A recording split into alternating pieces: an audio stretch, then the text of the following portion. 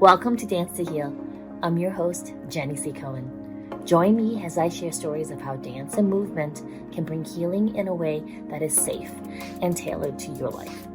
I'm a cancer survivor, mother of two, and an award-winning performer who found that movement was vital to my recovery. I created Dance to Heal Wellness and also authored the best-selling book, Outside in Recovery, Dancing My Way Back to Myself After Breast Cancer. I will bring new techniques to help you on your dance journey and healing path. Are you ready to move? Dance to Heal starts now. Tai Ryan White is a dynamic force in the world of dance. Creative director, producer, social activist, model, movement coach. Tai has worked for world-renowned artists such as John Legend, Beyoncé, Kanye West, JHope and BeckyG, Aluna and KAYTRANADA, and Wendy. Oh my gosh. Audience, you're in for such a treat. Tai is someone that I'm just so excited that I got to see you dance. I got to train with you behind the scenes. And now I get to introduce you to my audience. Tai, how are you doing today? It's a beautiful day. It's a beautiful day. I'm here. I'm excited. I get to see a beautiful individual and have some beautiful conversations. So yeah, I'm excited. So your introduction talked about how you were more than a dancer. Before we talk about those parts of you, tell us how you found dance and what it's done for you in your personal life and also professional life. Woo. Well, I would say that I guess I started off as a free-spirited toddler. And so because I had experience with my grandfather training people of different nationalities. They would come in. He taught English as a second language on the university level and a college level. And so we would used to have students, foreign exchange students, come stay at our house during the summer. So I would actually put on little shows for them. And so I think that's how everyone else around me knew I loved to dance and to perform. So from there, though, I definitely was quiet about it when I got older. I was quiet about it when I got older. I really honestly don't remember why that became a thing. But I will say that certain atmospheres did not allot for artistry to just be something that you were comfortable to do out in the open and around people, especially in the areas in which I lived. It was a sign of weakness, if anything else. So, to cover that, I can imagine me, putting up a facade in which that would just cause me to fade into the background. But uh, dance in itself, I like to say all the time that dance is the gift God gave me before introducing himself to me. I feel very strongly that if Ooh. I did not have dance, I wouldn't be here. I would not have been around long enough to even have that formal or loving introduction. And I wouldn't have met some of the amazing people I've met. I wouldn't have lived this amazing life, this life full of challenges and highs and lows and all the things. I wouldn't be the person I am today if it was not for dance. You gave me chills when you said God spoke to you and saved you first before showing God to you. Mm, mm, mm. Yeah, I'm a firm believer of that in the space of there's so much noise and there's been noise. There's been so much noise for the longest time, but I feel like now it's even more amplified and the mufflers are off for society. And there's so many things speaking. There's so many things calling to us, and some of those things are calling to us from the shadows, and beckoning us to come in and be lower versions of ourselves, and just all the things, and forget about the specialness that is us individually. Because yes, there are billions of people, who have walked on the earth and who are walking on the earth, right? But like, there's still only one you.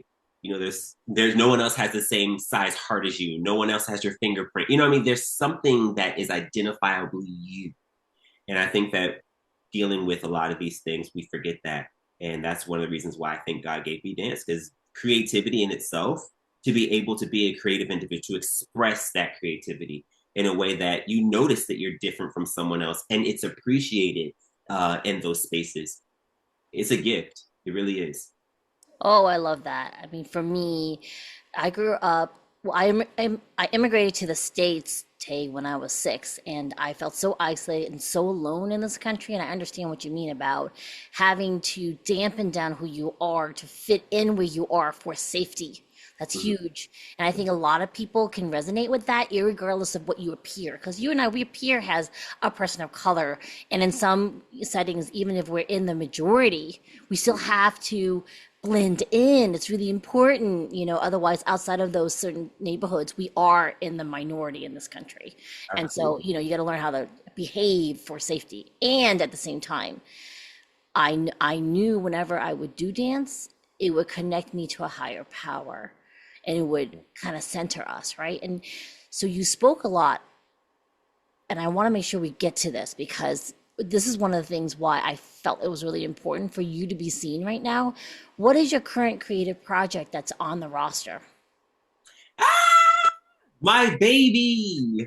Um, Shadows of the Mind is the title of my dance production.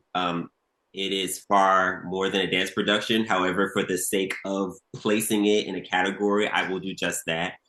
It is an ode to my life, to my journey, to my experiences through a lot of what I like to call shadows, right? Shadows of the mind. And these are situations, emotional states, uh, things that I've confronted throughout the course of my life, things that I've seen or partook in firsthand. Whether I was very, very young and just looking at this and trying to really analyze in my child brain what is happening right now. And to this day, it has affected me. It has imprinted on me things that are important to talk about, seeing things from behind the scenes, so to speak, right? Having access to the understanding of what it is like to feel entrapped by certain things and to, you know, tunnel out of those things. And I appreciate and come to understand why my journey was the way that it was and why I feel like God left breadcrumbs on the way to the light versus just taking me out and placing me there. Voila. The journey of tunneling through is a difficult one, and I don't think that we give enough credit to people who are tunneling through, especially those who start the journey to tunnel through. And sometimes that's all that it takes is once you are alerted to what their truth is, you can no longer believe a lie. So it's the space of like, how long do you choose to stay in these shadows? And I think that that's something that this show really pulls out of is the journey of starting, the journey of acknowledging fully what it is. Like, I don't want it to be a fairy tale. I don't want it to be the Disney princess is in trouble, the prince comes and saves, and then everyone lives happily ever after. I want it to feel like a visceral experience. And I want to really talk about the things that are really ailing people today, that have ailed me and that I've come through. And sometimes I know, especially growing up, I used to feel like my parents didn't know anything about what I went through.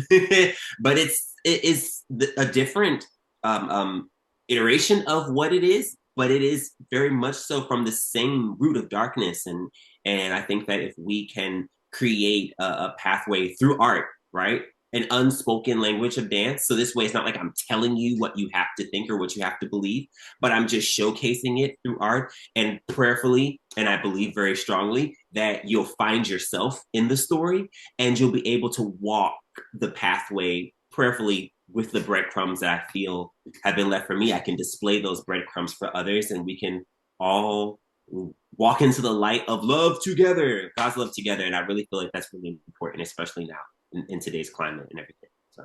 Oh, yes. And certainly, the one of the alliterations of this production done back 10 years ago, right? You were getting audience reactions. I mean, tell us a little bit about that.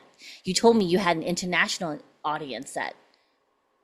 I was so shocked because I actually have a few other friends of mine. As I started my classical journey in classical ballet, I started at an older age. I was 22 when I started dancing classical ballet. And so after I did this show, some of the parents from the academy that I was dancing at, they actually teach English as a second language. So they had some first year students living with them, and they came to see the show, and they're from China. They were not well versed in English as of yet, but all I saw was them crying. And they walked up to me after the show and they were just crying. And the only thing they could say is thank you for the dance. And I was like, wow. I didn't really fully understand at that time what I had. I just knew that it was something that I felt like I received this download and I wanted to put it out. And I felt a fire behind me to put it out, which is that same fire that I feel now. The potency of the fire never shifted throughout these 10 years. It's just like, how, what do I do? And I feel like, yeah, just seeing those audiences back in those times, like when it just first started and then growing with an audience, like I took the show through so many different iterations. I performed it in communities. So people were like, "Yeah, we want you to perform, this scene here, and this scene that talks about abuse. I want you to perform it here, and I wanted to perform this scene about the drug stuff here with the kids, and I would love this uplifting scene that you did at the end to perform." Like it was literally like, okay, okay, okay. I also worked with some of the students from the Pinellas County Center of the Arts at Gibbs High School, which is a theater program into so many different um, dance companies like Ailey and ABT and all the things. Like they would go from high school and they would go, some of them straight from high school into some of these pre-professional programs that they have listed, and some of them into colleges like for Ailey Fordham and SUNY Purchase and all those things in those places. But they would ask to use these scenes in their senior projects. So I performed them in, so it was like, it just blew my mind just being able to place this workout, how many people were touched and how many audiences were touched, from a scholastic audience to an international audience to community audiences. It was like the human experience, and they were able to pick from it and see themselves in that space. And that I think was the most rewarding to us. And it endured all the way through when I performed at the Pinellas Park Performing Arts Center in 2012. And then the last time this show has aired, it was at John Hopkins in St. Petersburg, Florida, where I sold out a show, 2 nights of the show. Because normally, so I only put it on once per year because I'm like, this is an experience. I just want you to experience, and that's it. So we had, a Saturday matinee, Saturday evening, and a Sunday matinee show. Those all sold out. And that was my first time, like completely like having to turn people away. I was like, oh no! So we got an order people were asked to see it, so we did an encore presentation of it later on in the year, because as you know, when you're booking theaters, sometimes you can't just be like, hey, I want to extend a couple of days. It doesn't work like that. So we had to get some more shows later on in the year, and I was able to sell those out as well. So, and people were literally, I think that I spent just as much time on stage as I did in the audience talking to people after the show who were just telling me their story and how they were affected. And so that's a very humbling feeling. I don't take that lightly. And yeah, when I think about it, and I'm thinking about it now, I'm going back, I'm still kind of baffled. I'm like, wow, kind of Tay, it's a project that's bigger than you. You're healing the world. You got the download. My voice is going because it's really, really like important for us all to hear this, right? You got a direct download. This is what the world needs, and you listened. And the answer response back was out of this world, like unexpected. And the fact that you're getting this download, it needs to come back. I mean, certainly in our times, this is 2024, Tay. We're I call it the Panini lockdown because there's so many disagreements about where we're at right now. So just to be lighthearted about a really important topic, we're post this global epidemic where the world needs another healing drastically, quickly, ASAPly. Mm-hmm. And here you are getting this call to put this production back on again this year in 2024. What is the best way for them to get in touch with you, Tay, to be a part of supporting you this project?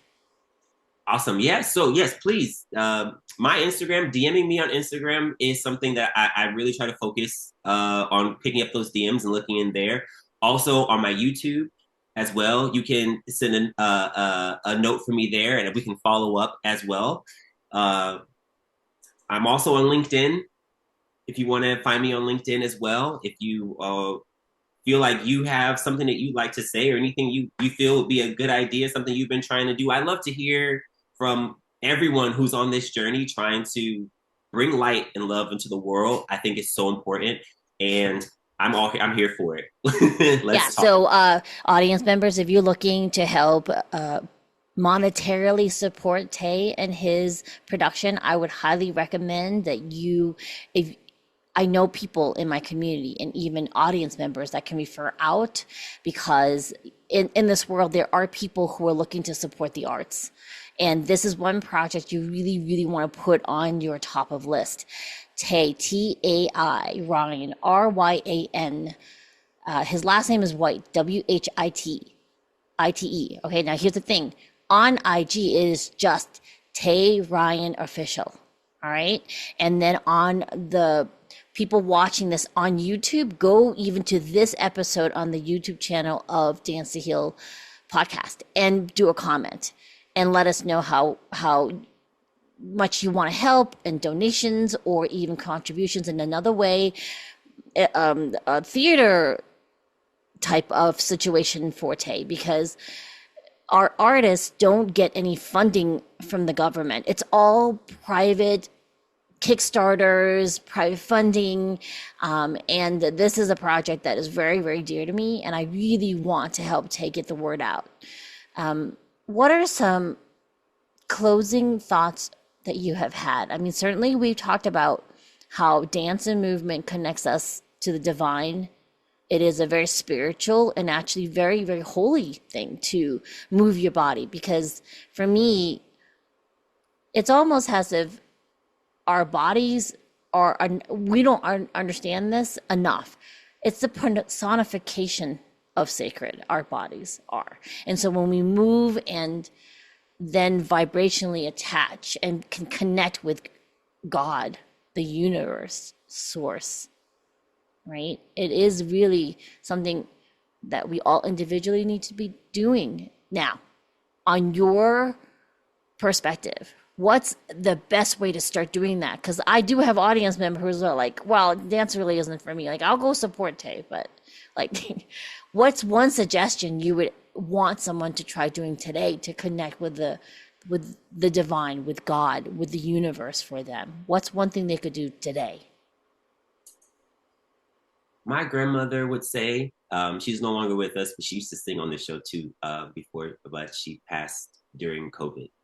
She would say something all the time, and it's an old hymn, right? And it said, if I can't say a mumbling word, I'll just wave my hands and God will understand.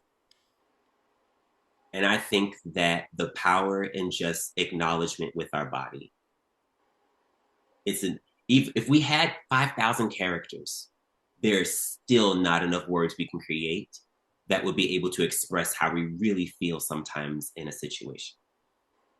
So just a simple movement, a simple gesture. You don't have to be doing backflips and splits and twirls and all the things. That's not important. That's the showmanship of it, you know? But as far as living in the authenticity of connection with God, sometimes all I just do is just raise my hand. And I feel like God understands. I have a question, Tay. So, audience, I did not prepare Tay for this question. Do you sing? I do actually. Well, I will say this. I do sing, and anyone who sees me like, Tay, tell them that you sing, because you did. I do sing.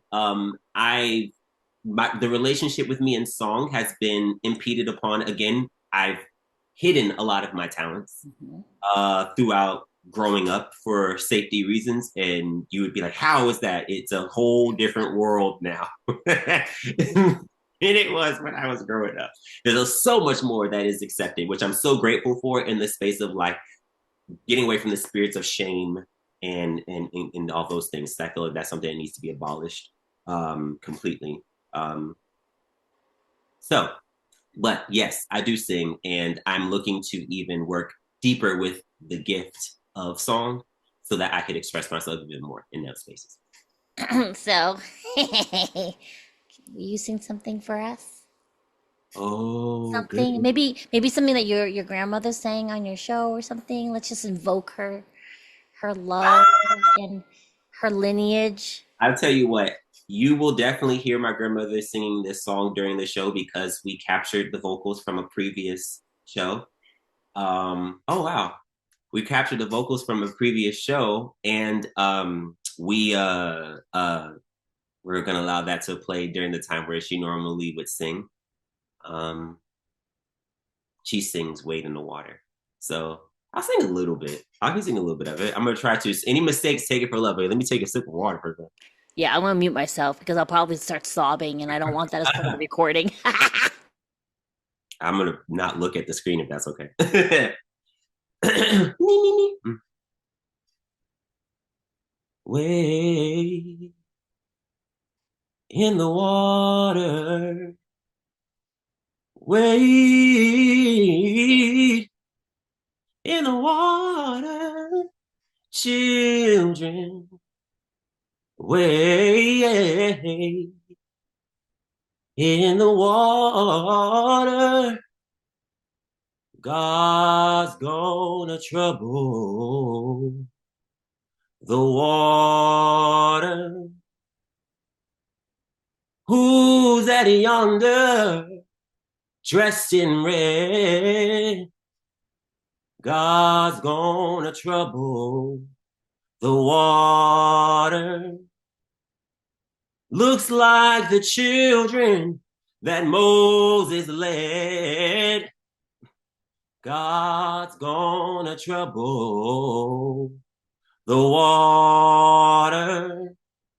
So wade in the water. Wade in the water, children. Wade in the water. God's gonna trouble the water.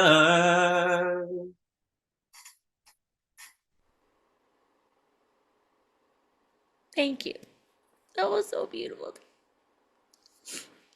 Yeah, I was sobbing, so yeah. Thank you, boo boo. Thank you. All Thank you. right, we're gonna have to have you come back because I'm just gonna go and cry for like 20 minutes. You know, crying is good, audience. You need to release it. I'm actually gonna also urge you to come back to this recording and move to how your body wants you to this exquisite gift by Tay. Thank you for coming. Thank you. All right, audience, we'll see you later. Bye. Thanks for listening to Dance to Heal with Jenny C. Cohen. Come back next time to hear stories of recovery through movement and learn more ways that you can move your body. To work with me and continue your journey, visit OutsideInRecovery.com. Are you ready to move?